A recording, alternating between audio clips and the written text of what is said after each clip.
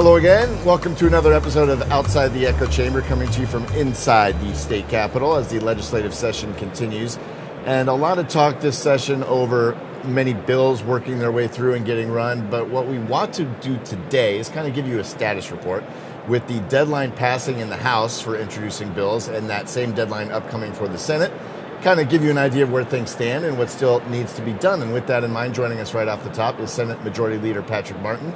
Senator, thank you for your time today. We appreciate you being on Outside the Echo Chamber. And so with that in mind, just give us a kind of a brief status report on where things stand right now in the Senate and what you guys are working on. I know Monday's a big day for you guys as the last day to introduce bills. Well, thanks for having me on. I really appreciate it. A lot of the session has been focused around, there are some social issues that the governors came down with. But really it's been focused around the jobs portion of the microgrids and the data centers. And so I know that that's something that we still are kind of working out some of the details on exactly what that looks like. Of course, the governor introduced his plan the other day, and we're just getting a good look at it now. So, and I know a lot of people have been wondering throughout this session, a lot of Republicans last year ran on the economy, on those dining room table issues, price of eggs, inflation, putting more money back in families' pockets. Right. And as is usually the case, some of the other things need to get worked on first so you know exactly the numbers that you're working with before you can drill down into the revenue numbers, into the budget numbers. But of course the session began with that announcement from the new governor, Governor Morrisey, that we didn't have this surplus that the previous administration had said that we did. We're working not necessarily under a deficit, but with a gap there.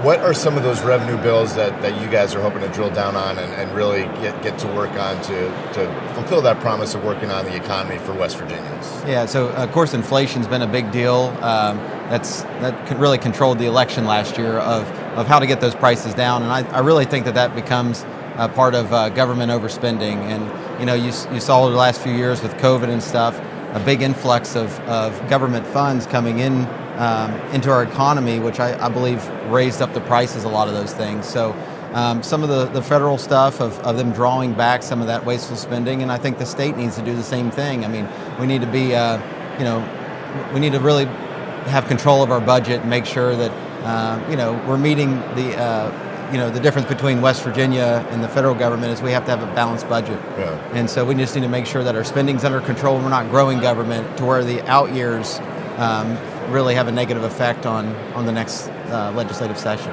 Now, there are challenges that creates. From federal level, some things trickle down into state economics, obviously, with what's going on right now. In D.C., there is some concern now with the tariffs that might be going into place in April, that we could get into a period of stagflation, which would result in higher inflation, which could make it tougher for you guys to do your job. Has there been any talk of creative ways that you could put things into state code that would kind of buffer that from the federal? Well, I feel like that what we need to do as a state is making sure that with those tariffs on things that are producing, that those companies from out of country come to here to West Virginia, and I think that we're a great place to do it. A lot of the tariffs are on energy of some sort, and we're an energy state, so we just need to keep reinforcing that West Virginia is not only energy friendly, but we're also economic friendly, that we don't have those red tapes in the way to doing businesses and bring those jobs to West Virginia. So I think that's could really potentially be a great thing for West Virginia as far as bringing those manufacturing, bring those data centers. I know there's a lot of talk around data centers to here in West Virginia instead of having these things outside the country. Now, you brought up energy. One of the bills that a lot of people have been talking about recently is Senate Bill 505, which would essentially, it has to do with renewables and coal and fossil fuels. To give people just kind of like the Cliff's Notes version, what does that bill do, and why are you for or against it? So Senate Bill 505, one of the number one complaints, well, we hear a lot about roads, but really one of the number one complaints over this last winter is we had a very expensive utility rates. Yes. And our electric rates keep going up and up when, actual natural gas prices and things are down right now. And so what the bill basically says is that we're not going to have some of these plants just idling here in West Virginia that the ratepayers are on hook for. It's either they're economically feasible or they're not. So it kind of forces the Public Service Commission's hand and the power companies to say, hey, is this economically sound for us to keep these in place, or do we need to get rid of them? And I think that we kind of have to choose of not allowing people from Pennsylvania, New York, piggyback off of West Virginia ratepayers. So I really do believe that it'll bring down some energy or utility costs. There has been some pushback on that. Some people believing that at the end of the day it might actually raise costs, and then people saying that this is just a bill to kind of push more toward fossil fuels and away from renewable energy like wind and solar, which nationwide is growing. That portfolio in terms of the piece of the pie, so to speak, right. How much we're using of it is going up while coal is going down. Do you see any credence to that argument at all? Well, I think that's actually a great question. Is that the renewable energy side, the bill also talks about the reliability. And to me, I don't feel like that West Virginia ratepayers should be subsidizing wind and solar, that especially when our coal miners and our oil and gas workers are out of work for the first part. But in the beginning of talking about the bill, I was trying to think, how can we get these utilities costs down? And we came up with, well, we'll just do what's the cheapest to produce. Well, of course, solar and wind is very cheap to produce because they have no energy cost. But where it gets very expensive is the upfront cost, and who's going to subsidize those plants in order to get them built. And so that's kind of where we came up with more of the reliability portion of it, because in the end, it might be cheaper to produce per kilowatt once it's built, but to actually build the plant, it becomes much more expensive on our ratepayers. Is there a responsibility? I mean, nobody wants the environment to go to waste. I mean, right. Everyone feels like we need to be good stewards of the environment in a responsible way.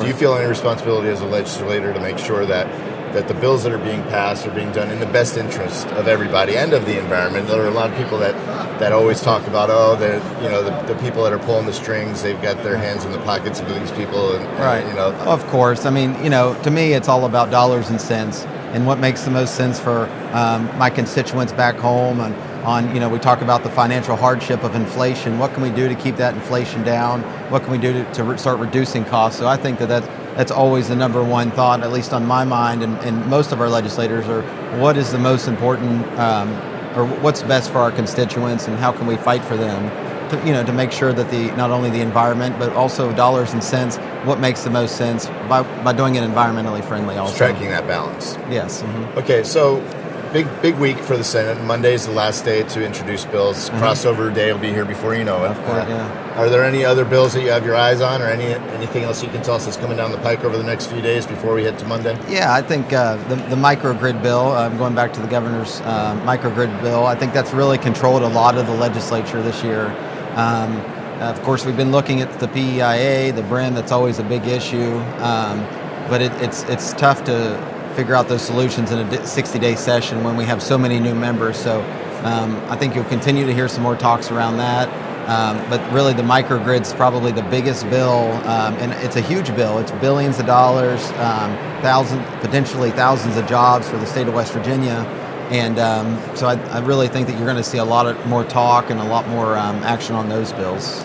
We were speaking off camera before we started. Kind of a quiet session, a little bit understated, and I don't know where you stand on whether that's a good or a bad thing. A lot of people are, maybe it could be a nervous thing, waiting for the other shoe to drop. What's been your overall take this year on the session? I know a lot of times when the social issues come up, you can get people fired up.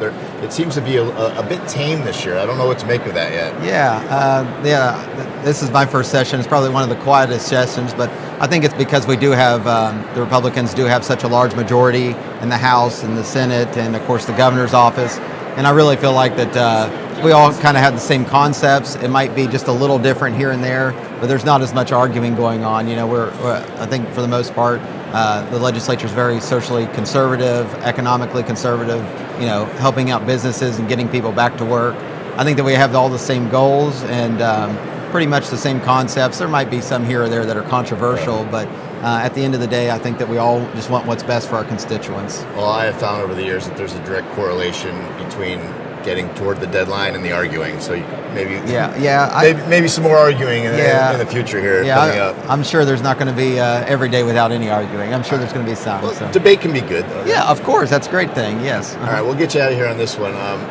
What is one thing that we didn't get to this year that you wish maybe that we had? I still think that maybe in the special session we'll start to talk about it more, but I do think that the PEIA is a big issue. I hear a lot from my constituents and the roads. Roads are very important, infrastructure, especially after such a harsh winter. I mean, we drive down the road and the potholes and the roads are in bad condition, but I do think that those fixes are coming, but I think the PEIA is probably the number one that I think we should really start trying to figure out how to fix or how to look at.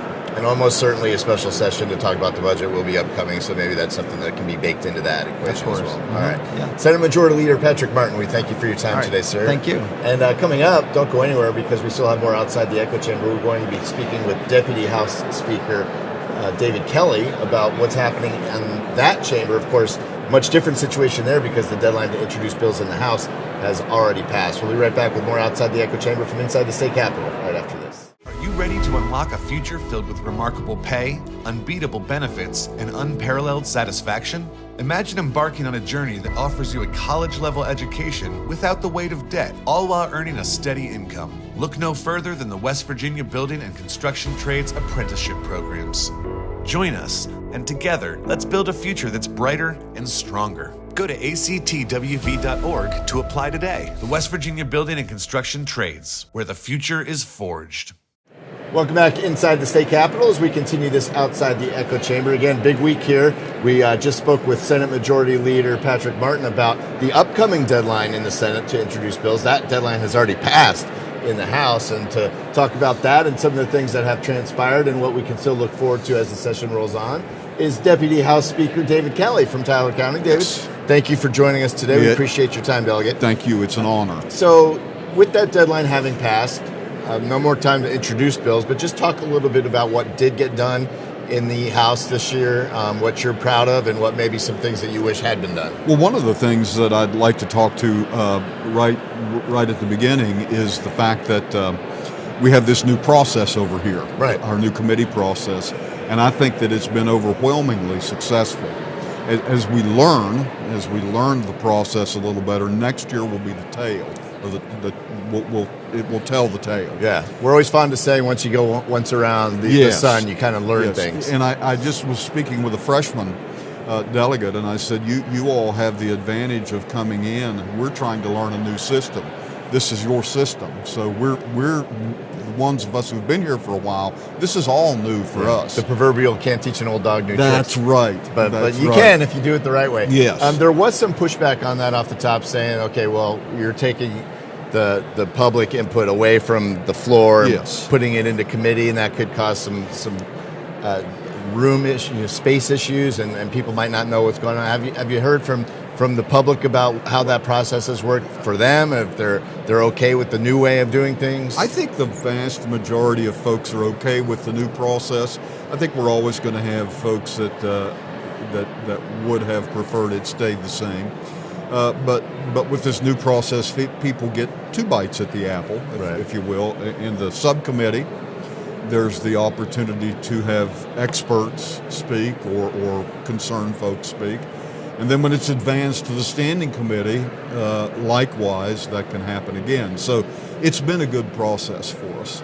Another concern was just the time that's involved when you're doing something where now you mandate that you're stretching out the time that it takes to get through each bill, especially in the House where hundreds, if not thousands, of bills can be introduced, and you have this pile on your desk. I mean, what's that been like to wade through that? Well, that's always a challenge. And what we've done is we're much more deliberate this year with this new process. We're able to take a look at bills. In fact, we've had some legislation that once we started looking at it, we decided, no, I don't think we need to advance this. We decided other bills could be dealt with by policy. A lot of times we think it's got to be legislation. And we find that it doesn't always have to be that way. Policy is sometimes a good way to approach it. Right. Now, as a Republican, and I brought this question up to Senator Martin, a lot of Republicans and conservatives ran last year on the economy, on the so-called dining room issues about the price of goods, groceries, gas. A lot of people from the outside looking in have been saying, where are all these bills that deal with bringing down prices that deal with the economy. Off the top, we had the new Governor Morrissey, say we're not operating with the surplus that we thought we had. Things are a little bit tighter now. And on the other end of that, a lot of times the social issues that get brought up draw a lot of from the other side, a lot of talk, and it gets people fired up. On that side, it seems to be a little bit more quiet this year. The social issues haven't really been at the forefront, so to speak. But a lot of people are wondering, where are all these revenue bills? Where are all these bills that can help put more money back in people's pockets? Well, I think we have to look back last year, the year before, when we offered up tax cuts, tax incentives. We've been working on a lot of those issues. We've been successful in the past. So here we are now taking a look at some other areas. Of course, I'm for lower taxes. I'm for lower prices. I think everyone in this building would be for that. Sure. But we have to be smart. We have to be wise in our approach. And so that's kind of what we're doing, is being wise in our approach. And I think on a national level, we'll see that prices, commodity prices, they are coming down. So if that adds to one of your questions there. And I imagine it can be challenging because there's no magic wand. You don't just hit the wand and prices go down. It's a process. You got to get from A to Z, and sometimes that takes time, and sometimes you can't see around corners. Right. And people in this day and age have that microwave mentality where we want it now. Yes. So how challenging is that to get that message out there? We're working on it. You just got to be patient. That's very challenging. That's challenging for me as a legislator in the process of legislating bills, and we all want to see it done right now. I prefer myself to be process oriented. Sure. Okay, well, let's do this, and when we do this, if it works, let's do this. So that's kind of how I look at it, and it is difficult because we live in a world where we want it right now. Yeah. We want everything right now. Heck, my kids want everything right now, that we have worked our lifetime for. Right. So it's a different age. It's a different age. So what are some of the things that you're most proud of that did get accomplished over this session so far? Well, there are a lot of things that we're looking at. For me, it's a little too early to say what I'm most proud of, but we're working with the governor on his bills to try to get those across the line for him. We're working with in a lot of different areas. Of course, the budget, we've got to take a hard look at that, and Chairman Chris and his staff and committee up there taking a deep dive into that, because as you said earlier, we're finding out we may not have the money we thought we did. Right.